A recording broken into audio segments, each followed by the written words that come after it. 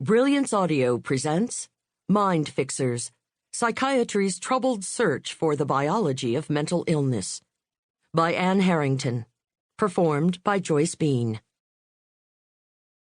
Most psychiatrists who came of age in the 1980s or later know that the 19th century German psychiatrist Emil Kraepelin, arm in arm with colleagues like Wilhelm Griesinger, Theodor Meinert, and Carl Westphal, laid the foundations upon which modern American biological psychiatry was later built. Many today think this because the textbooks they read during their training told them so.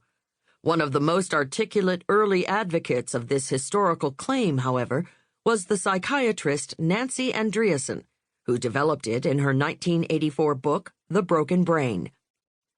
The modern biologically oriented psychiatrist is truly the descendant of Emil Kraepelin, she told her readers.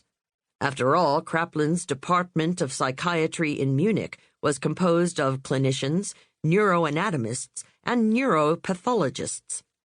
Since then, it has become commonplace to say not only that modern American biological psychiatrists owe a great debt to their 19th century German scientific brethren, but also that the importance of their work became clear only recently, because Americans were so long in the thrall of the Freudians.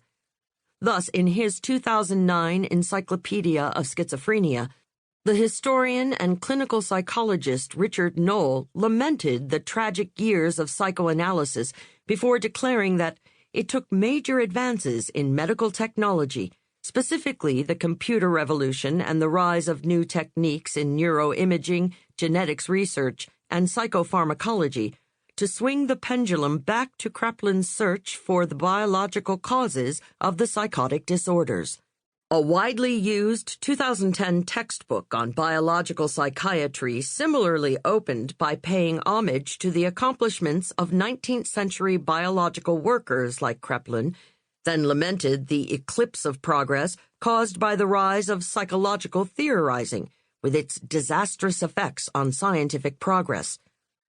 It was not until the second half of the 20th century, the authors concluded, that biological approaches to psychiatry flowered again, placing psychiatry once again securely as a medical discipline.